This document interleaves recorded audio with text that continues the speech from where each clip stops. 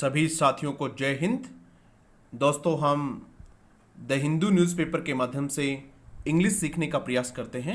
English grammar, comprehension, vocabulary और भी बहुत सारी चीज़ें जो एग्ज़ाम में, किसी भी एग्ज़ाम में पूछी जाती हैं, उसका एक फुल पैकेज आपको इस सेशन में मिलने वाला है।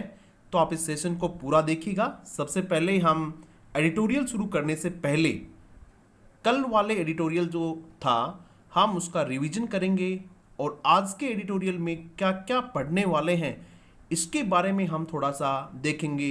कौन से कीवर्ड्स हैं उनको देखेंगे, बहुत सारी चीज़ें हम देखने वाले हैं। मैं आप लोगों को बता दूं कि इस सेशन का एकमात्र उद्देश्य, इस क्लास का एकमात्र उद्देश्य उन गरीब, मजदूर, किसानों के बच्चों तक अंग्रेजी की क्लास पहुंचाना है जो बड़े बड़े शहरों में नहीं जा पाते हैं, जो बड़ी बड़ी कोचिंग्स में नहीं जा पाते हैं, जो इंग्लिश मीडियम स्कूल्स में नहीं पढ़े हुए हैं, उन सब बच्चों तक अंग्रेजी पहुंचाना मेरा एकमात्र उद्देश्य है। और मुझे आशा है मेरे इस मिशन में आप सब लोग मेरा सहयोग करेंगे। इस वीडियो को ज़्यादा से ज़्यादा लोगों तक पहुंचाने में आप मेरी मदद करेंगे। अब हम आज का एडिटोरियल है उसको शुरू करने से पहले, इससे पहले हम एक रिवीजन सेशन करते हैं। आज जो हम एडिटोरियल करने वाले हैं वो ये एडिटोरियल होगा हमारा बैटिंग फॉर फ्री स्पीच। इस एडिटोरियल को हम करने वाले हैं।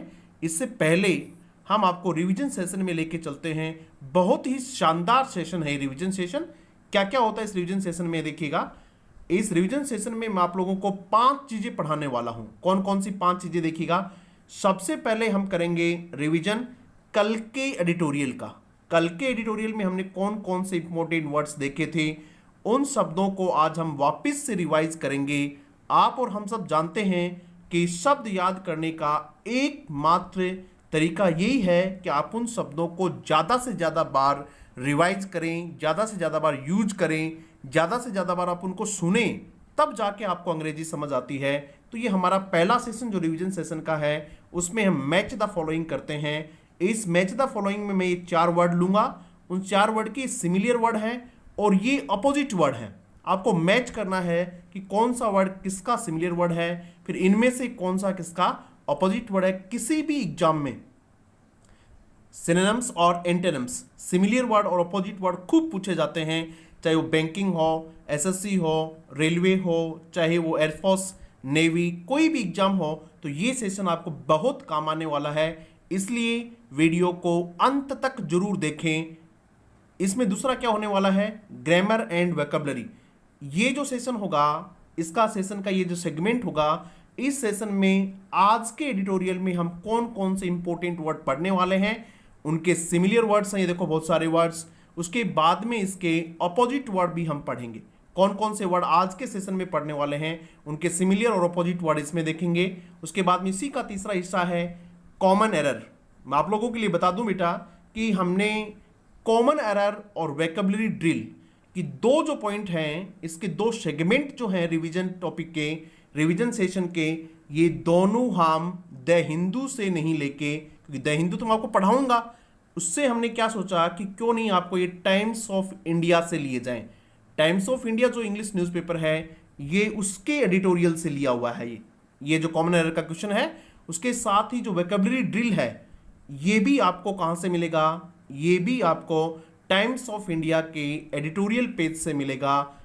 उसके बाद वोकैबुलरी ड्रिल क्या होती है मैं आपको बता दूं, ताकि आप वीडियो को पूरा देखें, आपको पता लगे कि ये सबसे बेस्ट सेशन क्यों है, क्यों आपको अपनी मंजिल तक पहुंचाने के लिए सेशन बहुत जरूरी है।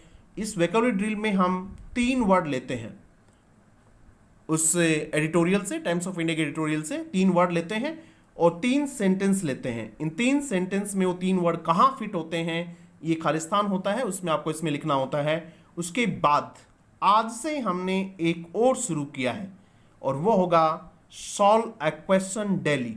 रोजाना आपको एक क्वेश्चन सोल्व करना होगा और इस क्वेश्चन का आंसर आप मुझे कमेंट बॉक्स में जरूर देंगे। तो आज की शुरुआत हम अपने इसी क्वेश्चन से करते हैं। ये क्वेश्चन है, देखिएगा क्या क्वेश्चन इसमें, देखिएगा आप लोग पढ़िएगा। क्वेश्चन ये है, रोजाना एक क्वेश्चन दूंगा हम आप लोगों को इस तरह का। The noun form of, question ये है, ग्रामर का क्वेश्चन होगा। The noun form of justify is, justify जो वर्ड है इसकी नाउन फॉर्म कौन सी है? जस्टिफाई वर्ब है, क्रिया है, और आपको बताना है, चार ऑप्शन है आपके पास। जस्टिफिकेंस, जस्टिफिकेंट, दूसरा वर्ड जस्टिफिकेंट है, और तीसरा वर्ड है जस्टिफिकेशन, और चौथा वर्ड है जस्टिफाइंग। चौथा वर्ड कौन सा है? जस्टिफाइंग। तो चार वर्ड हैं, आपको बताना ये है कि जस्टिफाई जो वर्ड है, जो कि वर्ब है अपने आप में, इस वर्ब का आपको बताना है नाउन फॉर्म क्या है। दोस्तों, आप लोगों को ये जो मैं आपको अभी बता रहा हूं, हमारा रिवीजन सेशन है, इसकी पीडीएफ आप लोगों को हमारे टेलीग्राम चैनल पे मिल जाएगी, और टेलीग्राम चैनल हमारा है डॉक्टर अशोक शर्मा इंग्लिश। ये हमारा टेलीग्राम चैनल है। आप इसकी पीडीएफ टेलीग्राम चैनल से प्राप्त कर सकते हैं। अपनी फाइल में लगाइएगा, नोट कीजिएगा, और रोजाना उसको कम से कम 1 या 2 बार रिवाइज कीजिएगा। फिर देखिए आप लोगों का कैसे इंग्लिश में बहुत अच्छा स्तर बनता है। अब हम शुरू करते हैं इसका रिवीजन। रिवीजन में क्या करेंगे? Match the following. ये जो शब्द हैं, 4 वर्ड, ये हमने आपको कल बताए थे, कल के सेशन में। पहला वर्ड कौन सा देखिएगा? इमेंस। पहला वर्ड है इमेंस। रिकॉल करने की कोशिश कीजिएगा। इमेंस, इमेंस का मतलब होता है व्यापक। इमेंस का मतलब क्या होता है? व्यापक होता है। दूसरा है कॉन्ट्ररी, कॉन्ट्ररी, कॉन्ट्ररी का मतलब होता है उल्टा। कॉन्ट्ररी का मतलब क्या होता है? उल्टा होता है। एक वर्ड होता है कंट्रोवर्सी, सॉरी ये कॉन्ट्ररी नहीं है, कंट्रोवर्सी है ये। कॉन्ट्ररी उल्टा होता है, कंट्रोवर्सी विवाद होता है। तो ये सब जो है वो कंट्रोवर्सी है, विवाद है, कॉन्ट्ररी नहीं है। कॉन्ट्ररी वर्ड क्या होता है? CONTRARY। कॉन्ट्ररी का मतलब होता है उल्टा। तो ये कंट्रोवर्सी है, कल हमने आपको बताया था विवाद। लैंग्वेज, लैंग्वेज का मतलब होता है कमजोर, दुर्बल। उसके बाद में था इफिशिएंसी। इफिशिएंसी का मतलब होता है दक्षता। क्या मतलब होता है इसका? दक्षता मतलब होता है, आपको इनमें से बताने कि इनके सिमिलियर वर्ड कौन कौन से हैं। तो इमेंस का मतलब क्या होता है? विशाल, तो इसका हो जाएगा वास्ट। वास्ट यानी विशाल होता है। कंट्रोवर्सी विवाद, कंट्रोवर्सी विवाद होता है। असहमति होती है, डिसेंशन होता है इसका सिमिलर वर्ड, DISSENTI, डिसेंशन। देखिए बेटा, एक एक वर्ड को मेरे साथ बोल के देखिएगा, एक एक वर्ड को अपने शब्दों में, अपने वाक्यों में यूज करके देखिएगा। जो शब्द आपके लिए नया है उस शब्द को आप अपनी नोटबुक में नोट कर लें, अपने डायरी में नोट कर लें, और सोचें कि इस शब्द को मैं आज दिन में 2-3 बार जरूर पढ़ूंगा। और 2-3 बार पढ़ेंगे तो आपको पक्का याद हो जाएगा, 1-2 बार बोलेंगे तो याद हो जाएगा। तीसरा वर्ड है लैंग्वेज। लैंग्वेज का मतलब होता है किसी चीज को दुर्बल करना, कमजोर करना, और इसके लिए सही वर्ड है डिटेरियोरेट। डिटेरियोरेट का मतलब होता है किसी चीज की खस्ता हालत में ले आना। तो डिटेरियोरेट होता है, बोलेंगे मेरे साथ, डिटेरियोरेट। इफिशिएंसी, इफिशिएंसी का मतलब दक्षता होती है, और कॉम्पिटेंस इसका वर्ड होता है। कॉम्पिटेंस का मतलब भी क्या होती है? दक्षता होती है। स्किलफुल जो लोग होते हैं उसको कॉम्पिटेंस बोलते हैं। कॉम्पिटेंट वो होते हैं, स्किल कॉम्पिटेंस होती है। अब देखते हैं अपन, ये जो वर्ड हैं ये इसके अपोजिट वर्ड है। ये वर्ड इसके अपोजिट वर्ड है। इनको अब आपको मैच करना है। कैसे मैच करोगे? कॉम्पिटेंस अभी आपको बताया, दक्षता होती है, तो इसका उल्टा होता है इनएप्टीट्यूड। इनएप्टीट्यूड का मतलब होता है इनएबिलिटी।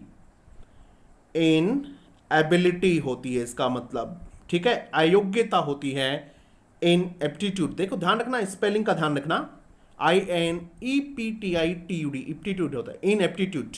ठीक है, आप किसी भी तरीके से इसको याद कीजिएगा, अपने वाक्यों में यूज कीजिएगा। वास्ट विशाल होता ही है। देखो क्या कर रहे हैं हम, बहुत ही वैज्ञानिक तरीके से मैं आप लोगों को पढ़ाने की कोशिश कर रहा हूं।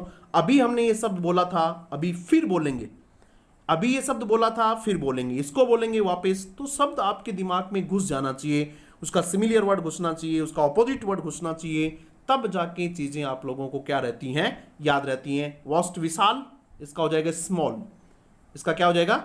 स्मॉल ऑपोजिट हो जाएगा डिटेरियोरेट। डिटेरियोरेट का मतलब होता है किसी चीज को कमजोर करना, दुर्बल करना। और थ्राइव का मतलब होता है किसी चीज को डेवलप करना। Thrive, THRIV, thrive, THRIV, thrive. Thrive का मतलब होता है किसी चीज को डेवलप करना, किसी चीज को विकसित करना, किसी चीज को और ऊपर लेके जाना, क्या कहलाता है? थ्राइव कहलाता है। आप लोग भी अपने आप को क्या लेके चलें? ऊपर लेके चलें, अपने आप को ऊपर उठाने की कोशिश कीजिएगा, अपने आप को इंग्लिश में बहुत मजबूत करने की कोशिश कीजिएगा।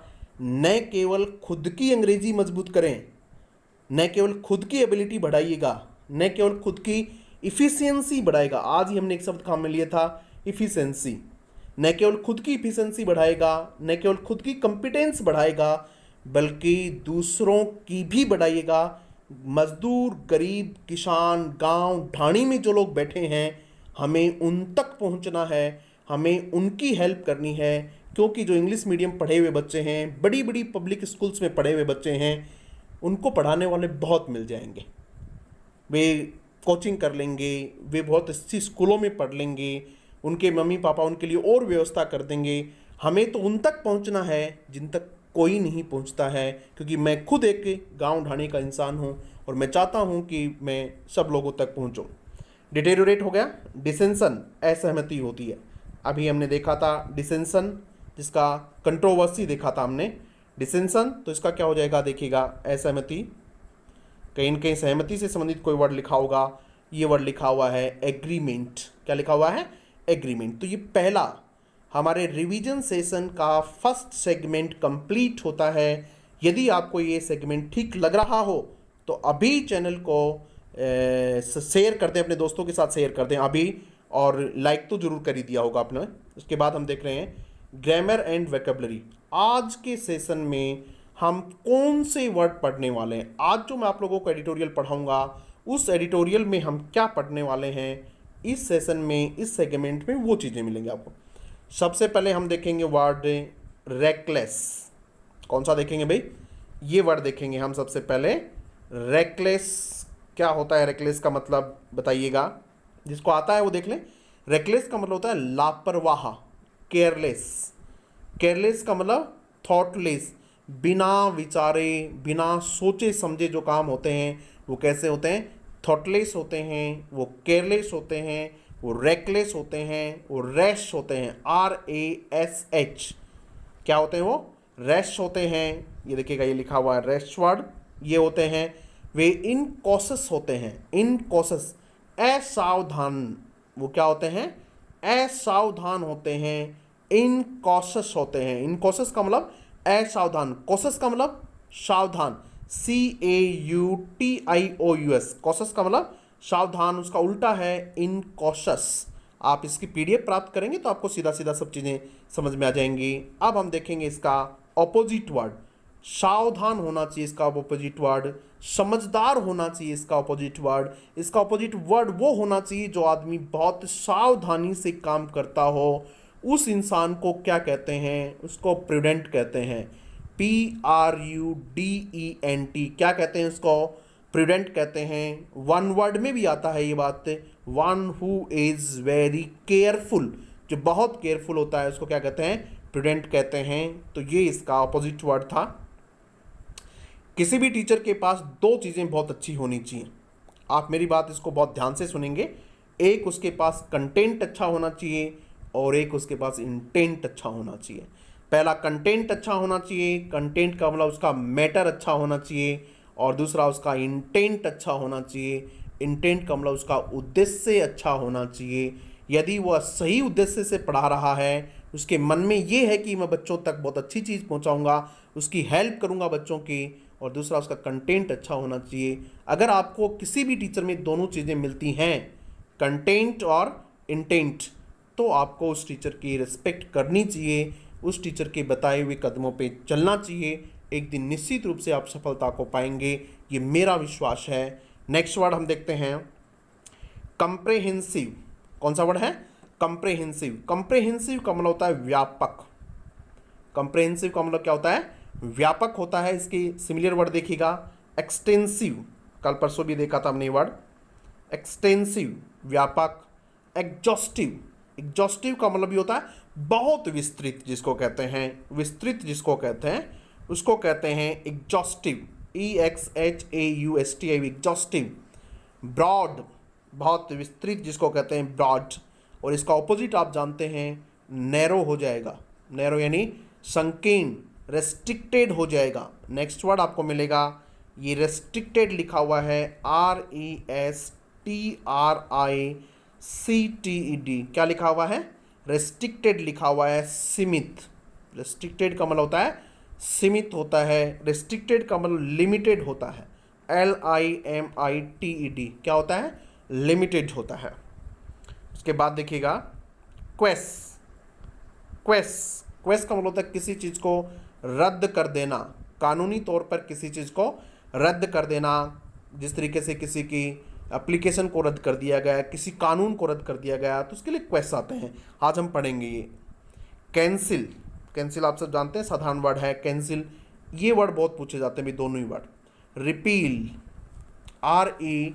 REPEAL, बहुत बार पूछा हुआ वर्ड है, ध्यान रखना। रिपील, रिवॉक, रिपील और रिवॉक। आपने ध्यान दिया होगा अभी थोड़े दिन पहले आर्टिकल 370 जम्मू कश्मीर से रिलेटेड था, उसको हटाया था जब ये दोनों वर्ड बहुत ज़्यादा काम में लिए गए थे।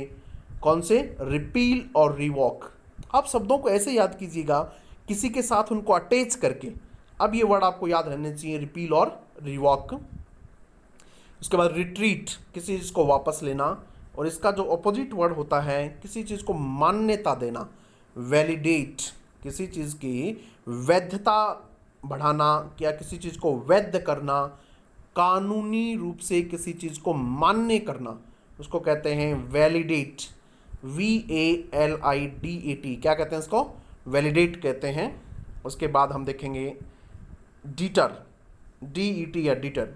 डीटर का मतलब होता है रोकना किसी चीज़ को, किसी चीज़ को हिंडर करना, HINDR। हिंडर का मतलब भी रोकना होता है, किसी चीज़ को स्थगित करना। जिस तरह से पुट ऑफ, पुट ऑफ यानी स्थगित करना, बहुत शानदार फ्रेजल वर्ब है, बहुत बार एग्जाम आती है। पुट ऑफ, स्थगित करना, put off the meeting, meeting को स्थगित करना। डिस्करेज, किसी आदमी को प्रोत्साहन न दे के निरुत्साही करना, उसको डिस्करेज करना। उसके बाद में प्रिवेंट, रोकना किसी चीज़ को। प्रिवेंट भी क्या होता है? रोकना। और इसका जो अपोजिट वर्ड है वो क्या है? डिस्करेज का इनकरेज होता है, इनकरेज। तो ये वर्ड, सारे के सारे वर्ड्स आज हम कहाँ पढ़ने वाले हैं? आज के आर्टिकल में पढ़ने वाले। ये सब पढ़ने के बाद जब आप आर्टिकल पढ़ेंगे तब आपको लगेगा कि द हिंदू पढ़ना कितना आसान है, हम क्यों इतने दिन तक अंग्रेजी नहीं सीख रहे थे।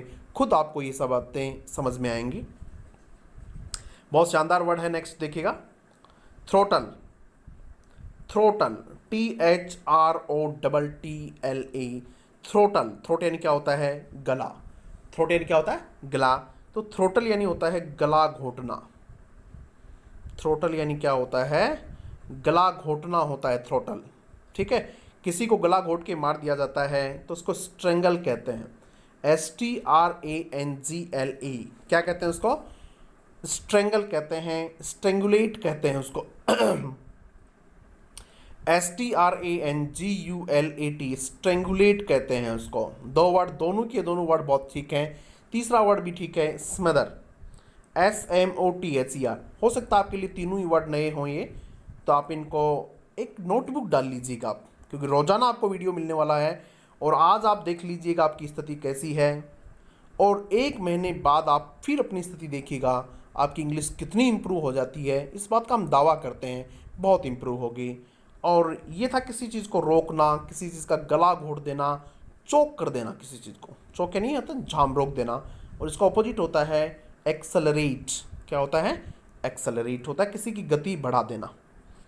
ये था आज का हमारा। अब आते हैं हम आज के कॉमन एरर के क्वेश्चन पे। ये तो था द हिंदू से संबंधित, और ये है आपका टाइम्स ऑफ इंडिया से संबंधित है। क्या एरर है ये मैं आप पर छोड़ता हूं आज। ठीक है, आप मुझे इसमें एरर बताएंगे क्या एरर। मैं इसको पढ़ के सुना देता हूं, लिख भी रहा आपको। एन अनदर, पढ़ लीजिएगा आप लोग। एन अनदर स्टेप टुवर्ड्स, एक और कदम किसकी तरफ? रीओपनिंग, दोबारा से खोलने की। द इकोनॉमी, किसको? आप चाहें जो बच्चे टाइम्स ऑफ इंडिया पढ़ते हैं वो देख सकते हैं कि टाइम्स ऑफ इंडिया के एडिटोरियल से है line.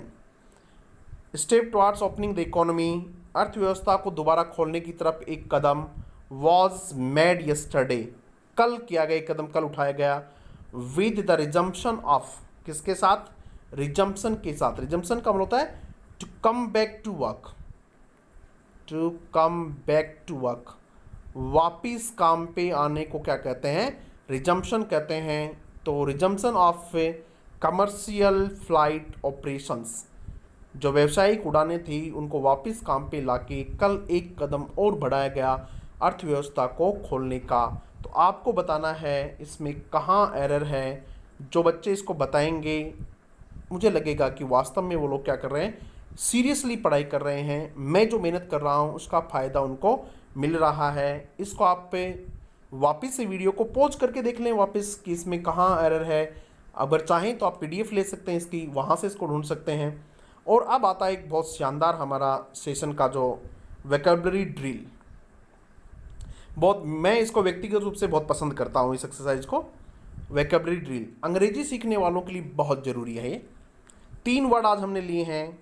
To leave in the lurch, ये भी टाइम्स ऑफ इंडिया से ही है, वहीं से ही, उसी एडिटोरियल से। To leave in the lurch का मतलब होता है मझधार में छोड़ देना, विकट परिस्थिति समस्या के समय साथ छोड़ देना। लिव इन द लर्च मुहावरा है। लिव इन द लर्च का मतलब होता है समस्या में छोड़ देना, मझधार में छोड़ देना। उसके बाद में है एक दूसरा अनहिंडर्ड।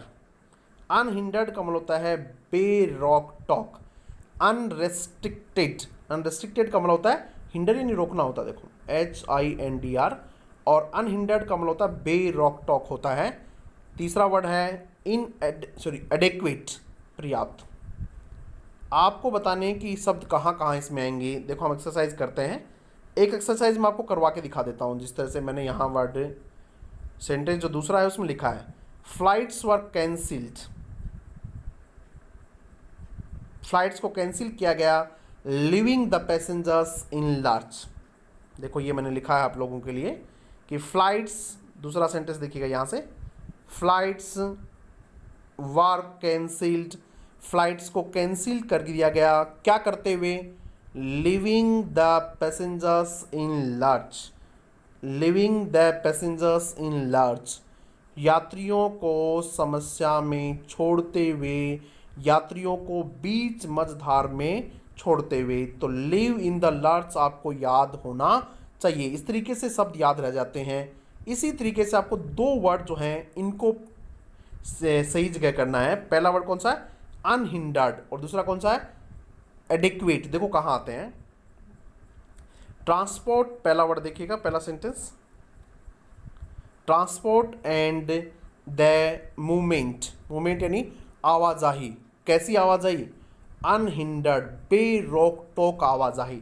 ट्रांसपोर्ट और क्या है, द मोमेंट कैसा हो, अनहिंडर्ड हो। तो आप यहाँ लिख देंगे अनहिंडर्ड, बेरोक टोक आवाजाही किसकी, ऑफ पीपल, लोगों की, कमोडिटीज़, कमोडिटीज़ का मतलब होता है सामान की, एंड सर्विसेज, और किसकी, सर्विसेज की, are the lifeline of, ये लाइफ लाइन है किसकी, ऑफ द इकोनॉमी, अर्थव्यवस्था की क्या है, ये लाइफ लाइन है। तो आपने अनहिंडर्ड वर्ड वहाँ लिख दिया। एक वर्ड और देखते हैं sentence. 2 months should have been, 2 महीने होने चाहिए थे। 2 months, यहाँ से देखिएगा, यहाँ सेंटेंस है 2 months, 2 महीने, शुड हैव बीन, रहने चाहिए थे, होने चाहिए थे, पर्याप्त होने चाहिए थे। तो यहाँ पर क्या लिखेंगे, एडिक्वेट, ADEQUAT। 2 महीने पर्याप्त होते किसके लिए, टू ऐड कैपेसिटीज, अपनी कैपेसिटीज़ को बढ़ाने के लिए। किसकी कैपेसिटीज़ को बढ़ाने के लिए, इन द सिस्टम, हमारे सिस्टम में, टू टेस्ट करने के लिए, कोविड-19 का टेस्ट करने के लिए, ट्रेस उनकी जांच करने के लिए, उनको आइसोलेट करने के लिए, एकांत में छोड़ने के लिए, एंड ट्रीट, और उनको ट्रीट करने के लिए 2 महीने क्या होने चाहिए थे, पर्याप्त होने चाहिए थे। तो ये तो था बेटा आपका हमारा जो रिवीजन सेशन है, उसके 4-5 सेगमेंट मैंने आप लोगों से करवाए। मुझे आशा है कि आपको बहुत अच्छा लगा होगा। अब हम कहाँ आएंगे, अब हम आते हैं हमारे एडिटोरियल पे, और उस एडिटोरियल का ट्रांसलेशन अब मैं आपको सिखाता हूँ कि इसको हम कैसे ट्रांसलेट करेंगे। बहुत सारी चीज़ें हमने देख ली हैं, अब बहुत आसान होने वाला है, ये आसानी से हम इसको पढ़ लेंगे। Batting for free speech. Supreme court का तमिलनाडु के हाई कोर्ट का एक डिसीजन आया है। उस डिसीजन में उन्होंने फ्री स्पीच की वकालत की है, फ्री स्पीच के बारे में बताया है, फ्री स्पीच को आगे बढ़ाने की प्रयास किया है। तो उसके लिए क्या कहेंगे हम? बैटिंग कहेंगे, बैटिंग फॉर फ्री स्पीच। उन्होंने फ्री स्पीच का फेवर किया है, फ्री स्पीच को उन्होंने ऊपर अफेल्ड किया है। अफेल्ड होता है एक वर्ड, UPHELD, अफेल्ड यानी मान्यता दी है और ऊपर बढ़ाने का प्रयास किया है। तो ये है batting for free speech. Supreme court high court ने फ्री स्पीच के लिए बैटिंग की है। फ्री स्पीच का मतलब क्या होता है? बोलिए भाई, क्या होता है? जो भाषण की आपकी स्वतंत्रता है उसको फ्री स्पीच कहते हैं। भाषण की जो आपकी स्वतंत्रता है, विचारों की अभिव्यक्ति की स्वतंत्रता को क्या कहते हैं? फ्री स्पीच कहते हैं। यहाँ 4 प्रेपोजिशन है। फ्री एडजेक्टिव है, स्पीच नाउन है। ये स्पीच नाउन है, इसलिए फ्री क्या है? इसका एडजेक्टिव है। अब हम इसको आगे पढ़ने का प्रयास करेंगे। Reckless filing. रेकलेस याद कीजिएगा, अभी मैंने आपको बताया था। रेकलेस का मतलब होता है लापरवाह, बिना सोचे समझे फाइल करना, किसकी? केस दर्ज करना। फाइलिंग का मतलब केस दर्ज करना। Of criminal defamation. क्रिमिनल का मतलब होता है आपराधिक, डिफेमेशन का मतलब होता है मानहानि। बिना सोचे समझे आपराधिक मानहानि का केस दायर करना। Reckless filing of criminal defamation. Criminal फिर यहाँ एडजेक्टिव है, डिफेमेशन नाउन है। केसेस, डिफेमेशन केसेस अगेंस्ट, किसके खिलाफ? प्रेपोजिशन है। द प्रेस मस्ट एंड, किसके खिलाफ? प्रेस के खिलाफ मस्ट एंड, उसका अंत होना चाहिए। मस्ट मॉडल है और ये मॉडल कहता है ये बहुत आवश्यक है। मस्ट का प्रयोग तब किया जाता है जब बहुत ज़्यादा आवश्यकता बताई जाती हो, बाध्यता बताई जाती हो। मस्ट एंड लिखेंगे, ठीक है। अब देखिए इसमें सब्जेक्ट कहाँ है, आप ये बता कीजिए पूरे सेंटेंस में। Reckless filing of criminal defamation case against the press, ये पूरे का पूरा इसमें सब्जेक्ट है। और फिर ये क्या है? इसकी मस्ट मॉडल है और ये हेल्पिंग वर्ब है। सारे के सारे मॉडल्स हेल्पिंग वर्ब होते हैं, तो ये भी क्या है? Helping verb. और अपने पास हेल्पिंग वर्ब क्या लेती है अपने साथ? First form of the verb लेती है। तो यहाँ जो एंड है ये क्रिया की फर्स्ट फॉर्म है, ध्यान दीजिएगा, यहाँ क्रिया की फर्स्ट फॉर्म है, ठीक है। ये पूरा सब्जेक्ट है इसमें। अब आप कहेंगे sir ji and, the end आप मूवीज वगैरह में देखते हैं द एंड, वहाँ जो एंड होता है वो एंड क्या है? वो एंड नाउन है, क्योंकि वो किसके साथ आ रहा है? आर्टिकल के साथ आ रहा है। अब हम आगे बढ़ते हैं इसमें। ए फीचर ऑफ, फीचर का मतलब ये क्या है? विशेषता है। A feature of public life, public life की वहाँ एक विशेषता है। कहाँ? इन तमिलनाडु में। तमिलनाडु की पब्लिक लाइफ जो है उसकी एक विशेषता है। Feature of public life in Tamil Nadu में इन द लास्ट 3 डिकेड्स, पिछले 3 दशकों से, हैज़ बीन रही है द इनडिस्क्रिमिनेट। इनडिस्क्रिमिनेट का मतलब होता है बिना सोचे समझे, विवेकहीन। इनडिस्क्रिमिनेट का मतलब क्या होता है? विवेकहीन, थॉटलेस। क्या मतलब होता है इसका? थॉटलेस। क्या है वो? हैज़ बीन द, दोबारा से देखते हैं इसको, यहाँ से आगे बढ़ते हैं। Indiscriminate institution of criminal defamation proceedings against opposition leaders and the media. देखो एडिटोरियल पढ़ने का फ़ायदा ये होता है कि आपको बड़े बड़े सेंटेंसेस मिलते हैं, आपका जो कंप्रेहेंशन पावर होता है वो बढ़ता है। क्या कहना चाह रहे हैं इसमें? पूरे सेंटेंस में हम देखेंगे ए फीचर ऑफ, एक विशेषता रही है किसकी? पब्लिक लाइफ की। कहाँ? तमिलनाडु में। कब से? In the last 3 decades. क्या रही है? वो ये रही है द इनडिस्क्रिमिनेट इंस्टीट्यूशन ऑफ, विवेकहीन संस्थाकरण, किनका? क्रिमिनल डिफिनेशन, जो क्रिमिनल का मतलब आपराधिक मानहानि की जो प्रोसीडिंग्स हैं अगेंस्ट किनके खिलाफ, लीडर्स, ऑपोजिशन लीडर जो आपके विपक्ष के जो नेता हैं और मीडिया हैं उनके खिलाफ क्या है, क्रिमिनल डिफेमेशन जो प्रोसीडिंग्स है, प्रक्रिया है, उसका क्या क्या विवेकहीन संस्थाकरण किया है, यानी उनको कानूनबद्ध किया है। विवेकहीन तरीके से जो प्रक्रियाएं हैं, मानहानि की जो प्रक्रियाएं हैं, किसके खिलाफ, ऑपोजिशन पार्टी के खिलाफ और किसके खिलाफ, मीडिया के खिलाफ उसका संस्थाकरण किया गया है। ये उसकी पब्लिक लाइफ की विशेषता रही है, पिछले 3 दशकों से विशेषता रही है। आगे देखते हैं। इट इज़ नो सरप्राइज, तो फिर कोई सरप्राइज की बात नहीं है, कोई आश्चर्य की बात नहीं है। देन, तब, फिर कोई आश्चर्य नहीं है कि, क्या आश्चर्य नहीं है कि the most comprehensive judgement, most comprehensive superlative degree है, सबसे व्यापक।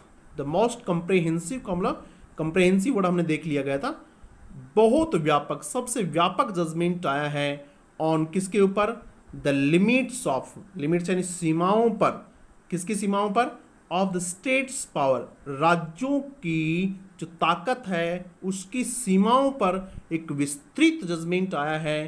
क्या उसकी, किसकी ताकत है, उसकी राज्यों की ताकत किसके लिए, to prosecute members of, prosecute का मतलब होता है अक्यूज करना, आरोप लगाना, केस चलाना, to prosecute members of the press, press के लोगों को आरोपित करने की जो उसकी सीमाएं हैं, उसकी जो ताकत है, उसकी सीमाओं पर एक निर्णय आया है। फॉर डिफेमेशन, किसके लिए, मानहानि के लिए उन पे वाद दायर करना, प्रोसिक्यूटेड वाद दायर करना, शुड कम फ्रॉम, तो फिर कोई आश्चर्य की बात नहीं है कि एक निर्णय आना चाहिए था किससे संबंधित, राज्यों की जो ताकत है उसकी सीमाओं से संबंधित। और वो ताकत किससे संबंधित, कि वो मेंबर ऑफ प्रेस, प्रेस के मेंबर्स को मानहानि के ऊपर वादा, जो उनके ऊपर केस वो दर्ज करें, वो आना चाहिए था कहाँ से, come from the Madras high court, कहाँ से आना चाहिए था, मद्रास हाई कोर्ट से वो आना ही चाहिए था। ये कोई आश्चर्य की बात नहीं है। द वर्डिक्ट ऑफ, वर्डिक्ट का मतलब होता है कोर्ट का जो निर्णय होता है उसको वर्डिक्ट कहते हैं। द वर्डिक्ट ऑफ जस्टिस, ये जस्टिस का नाम है अब्दुल कुद्दूस, उनका जो वर्डिक्ट है, उनका जो निर्णय आया है, क्वेसिंग, क्या करते हुए, रद्द करते हुए। क्वेसिंग का मतलब क्या होता है, वर्ड हम पहले देख चुके हैं, ट्रांसलेशन देखेंगे। क्वेसिंग का मतलब रद्द करते हुए, a series of defamation complaints, a series of, एक सीरीज, एक श्रृंखला ऑफ डिफेमेशन कंप्लेंट्स, मानहानि की जो शिकायतें हैं उनको रद्द करते हुए, फाइल्ड, जो शिकायतें फाइल की गई थी सिंस 2011-12, जो 2011-12 से जो फाइल की गई थी उनको रद्द करते हुए एक निर्णय आया है। इज़ रिमार्केबल, वो निर्णय है बहुत रिमार्केबल। रिमार्केबल का मतलब होता है इम्पोर्टेंट है, सिग्निफिकेंट है, इम्पोर्टेंट है या फिर क्या है, सिग्निफिकेंट है। किसके लिए, फॉर यानी के लिए, अप्लाइंग, अप्लाई करने के लिए, लागू करने के लिए, ए सेट ऑफ प्रिंसिपल, सिद्धांतों के एक समूह को लागू करने के लिए, दैट, और वो क्या होंगे, दैट वुड फर्मली, और वो सिद्धांतों का समूह है, फर्मली, बहुत मजबूती से, डिटर, रोकेगा, डिटर यानी रोकना, कंट्रोल करना, अभी हमने देखा था वर्ड, द हैस्टी, तेजी से, एंड इल एडवाइज्ड, गलत उद्देश्य से, रिजोर्ट है ये, रिजोर्ट का मतलब यूज करना, रिजोर्ट का मतलब होता है यूज करना, किसी चीज़ को काम में लेना, and ill advise resort to state funded, और गलत उद्देश्य से यूज करना किसका, टू स्टेट फंडेड प्रोसिक्यूशन, राज्य द्वारा जो इसको फंड मिलता है, राज्य द्वारा जिसका भुगतान होता है, उस प्रोसिक्यूशन को यूज करना, उस वकील को यूज करना, उस कानूनी प्रक्रिया को यूज करना, on behalf of public servants, किसकी बिहाफ ऑफ, मतलब की तरफ से, on behalf of, on behalf of की तरफ से, किसकी तरफ से, पब्लिक सर्वेंट की तरफ से, उसके ऊपर क्या करेगा, बहुत रोक लगाएगा। द फर्स्ट प्रिंसिपल इज, पहला जो प्रिंसिपल है वो ये है, क्या है पहला प्रिंसिपल देखिएगा, the first principle is that के द स्टेट शुड नॉट, पहला सिद्धांत ये है कि state should not impulsively invoke, राज्य को इम्पल्सिवली का मतलब आयोग में आवेग में आके, यानी भावनाओं में बह के राज्य को इन्वोक नहीं करना चाहिए। इन्वोक का मतलब तो कानून को काम में लेना। इन्वोक का मतलब था टू यूज ए लॉ, एक कानून को काम में नहीं लेना चाहिए। प्रोविजंस, उन प्रोविजंस को, वे जो प्रावधान है उसको काम में नहीं लेना चाहिए। कहाँ है वो प्रावधान? इन द CRPC, कानून की धाराएं हैं। टू गेट, क्या करने के लिए? इट्स पब्लिक प्रोसिक्यूटर, अपने पब्लिक प्रोसिक्यूटर को फाइल करवाए, दर्ज करवाए डिफेमेशन कंप्लेंट्स, कि वो मानहानि की शिकायतें उनसे दर्ज करवाए। इन रिस्पॉन्स टू, किसके रिस्पॉन्स में, किसके जवाब में? टू एवरी रिपोर्ट, हर उस रिपोर्ट के जवाब में, दैट कंटेन्स क्रिटिसिज्म, जिसमें क्या हो? आलोचना हो। उसमें पहला सिद्धांत तो ये है कि स्टेट को क्या नहीं करना चाहिए? इम्पल्सिवली, भावनात्मक रूप से काम नहीं लेने चाहिए। CRPC के उन प्रावधानों को टू गेट पब्लिक प्रोसिक्यूटर, जो सरकार का जो वकील है उसको क्या नहीं करवाए? फाइल करवाने के लिए, केस दर्ज करवाने के लिए। किसका केस? मानहानि की शिकायतों का। किसके जवाब में? एवरी रिपोर्ट, हर उस रिपोर्ट में, that contains, that has, contains रहता है हैज, जिसमें क्या है? आलोचना है। द कोर्ट डीम्स, डीम्स यानी मानता है, कोर्ट यानी डीम्स यानी thought, things. Considers, CONSIDERS, court मानता है, क्या मानता है अभी? सच इम्पल्सिव एक्शंस, ये जो इम्पल्सिव, आयोगपूर्ण, आवेगपूर्ण जो क्रियाएं हैं, इम्पल्सिव भावनात्मक क्रियाएं हैं, एज अमाउंटिंग टू, किसके बराबर? टू थ्रॉटलिंग डेमोक्रेसी, थ्रॉटलिंग का मतलब गला घोटना, लोकतंत्र के गले घोटने के बराबर वो इसको मानता है। इट एडवाइजेज, इट यानी कोर्ट एडवाइस देता है। देखो एक वर्ड एडवाइस होता है, ADVIC, वो नाउन होता है और ये वर्ब होती है। इट एडवाइजेज द गवर्नमेंट, ये गवर्नमेंट को सलाह देता है, to have a higher threshold, threshold एक ऊंचा थ्रेशोल्ड रखें। थ्रेशोल्ड का मतलब पैमाना रखें, एक ऊंचा मापदंड रखें। फॉर इन्वोकिंग, इन्वोकिंग लागू करने के, डिफेमेशन प्रोविजंस, मानहानि के प्रावधान लागू करने का एक ऊंचा मापदंड रखें। इट नोट्स, ये नोट करता है, ये बताता है, ये तय करता है, ध्यान देता है, दैट कि ईच टाइम, हर बार, अ पब्लिक सर्वेंट फील्स, हर बार जब पब्लिक सर्वेंट फील, राज्य का जो नौकर है, पब्लिक सर्वेंट सरकारी कर्मचारी, फील्स, जब फील करता है, डिफेम्ड, डिफेम्ड का मानहानि, उसको लगता है कि उसकी इंसल्ट हुई, ऐसा फील करता है। किसके द्वारा? बाई अ प्रेस रिपोर्ट, एक प्रेस रिपोर्ट के द्वारा।